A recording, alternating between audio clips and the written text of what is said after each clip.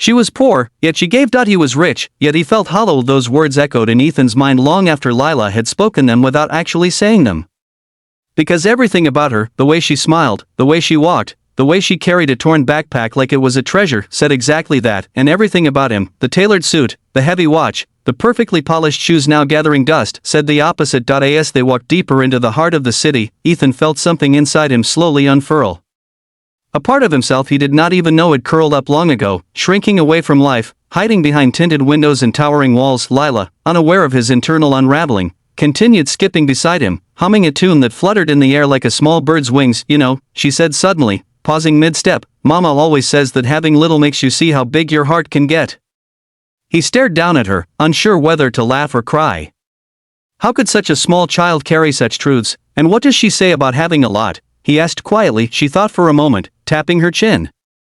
Mama says, sometimes when people have too much, their hearts get tired. They stop feeling things.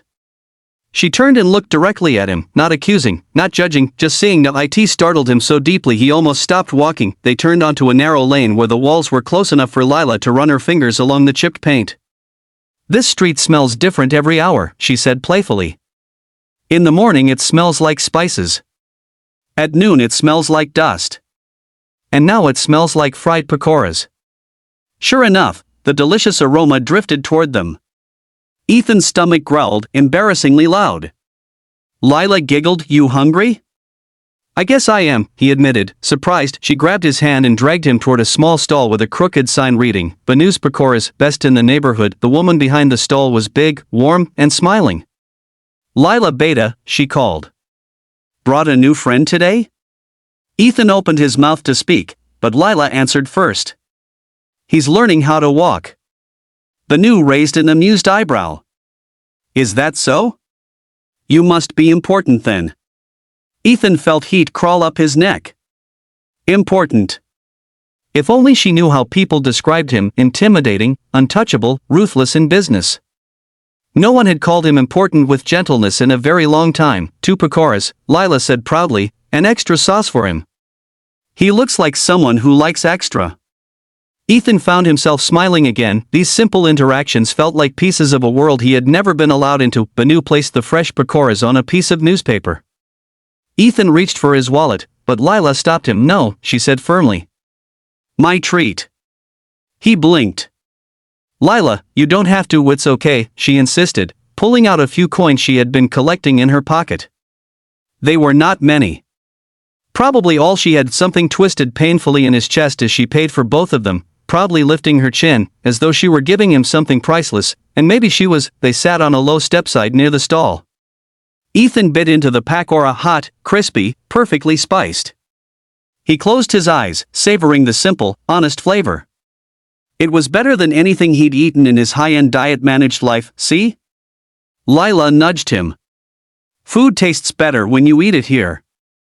Mama says rich people eat food that looks pretty like pictures. We eat food that tastes like memories. He couldn't help but chuckle. Your mama sounds very wise. She is, Lila said with a soft smile. She knows how to fix everything except sadness.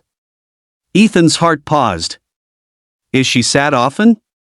Sometimes, Lila admitted. Mostly at night. That's why I pretend to sleep early. I don't want her to know I see. She chewed thoughtfully, then added, but she's strong. Stronger than buildings. He admired that. Strength without power. Courage without privilege. He had always measured strength in deals closed, numbers won, titles earned. This was something else, something quieter, yet far more powerful. They resumed walking, turning toward a cluster of aging apartments. Children played in the narrow passageways, their laughter bouncing off the concrete walls. One of them ran up to Lila. Come play, he shouted, waving a makeshift cricket bat. I'll play later, she said, jerking her head toward Ethan. I'm showing him the world. The boy glanced at Ethan with suspicion, then curiosity, then a small grin. Welcome to our world, he said shyly. Before running back, Ethan watched him go, feeling strangely honored. You know, Lila said, when things break here, we fix them. When someone cries, we sit with them. When someone's hungry, we share what we have. Mama says that's what a good life is. And what is a bad life? Ethan asked softly. She thought again. A bad life is when you're surrounded by people but still feel alone. He sucked in a breath. That described him perfectly, painfully, completely. You look like someone who knows that feeling, she whispered, surprising him again. He nodded before he could stop himself. They reached a rooftop staircase. Come, she said. The sunset looks different from up there. He followed her up the narrow steps to a rooftop filled with pots of sad-looking plants, a broken charpai, and a small air cooler that had clearly lived 3 lives too many, but she was right. The sunset was breathtaking. The entire sky had opened into streaks of orange, pink, and dusty gold, reflecting off the mismatched roofs below. Smoke from nearby tandoors curled upward like slow-moving spirits. Pigeons flew overhead in graceful arcs. The entire city glowed as if lit from within. Lila sat cross-legged on the ledge, hugging her knees. Ethan sat beside her. Why do you like sunsets? He asked. Because they mean the day is ending, she said, but something new is about to begin. He had never thought of sunsets that way. For him, the end of a day meant unfinished meetings, missed calls, deadlines pressing into his skull. He had never paused long enough to see beauty in endings. She continued softly, when Mama and I watch the sunset from home, we pretend the sky is telling us stories. Happy ones. Ones where Papa is still here.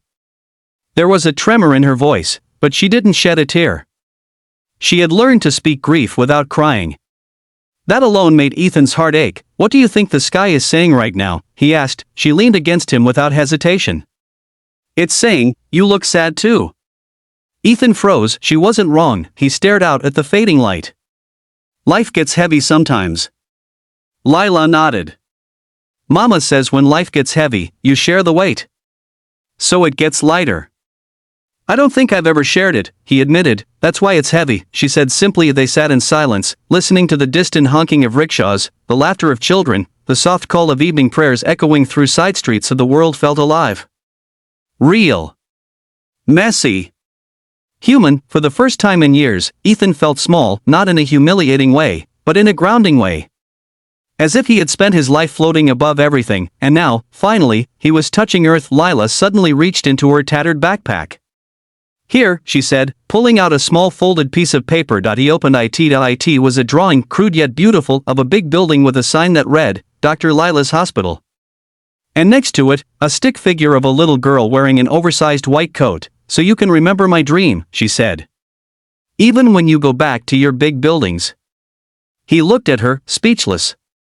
No one had given him something this meaningful in years. He folded the drawing carefully. Thank you, Lila. She smiled and rested her head on his arm. You're welcome. Sometimes people don't need big things. They just need someone to listen. He looked at the descending sun once more. She was poor, yet she gave, without fear, without hesitation, without thinking twice. He was rich, yet he felt hollow, and for the first time, he understood why. Maybe the world had taken too much from her, maybe the world had given him too much, but somehow, on this rooftop, with a worn-out backpack and a hopeful little girl leaning on him, their worlds felt equal, for the first time. And in that strange balance, Ethan felt something quietly bloom inside him, not happiness, not peace, but the beginning of both.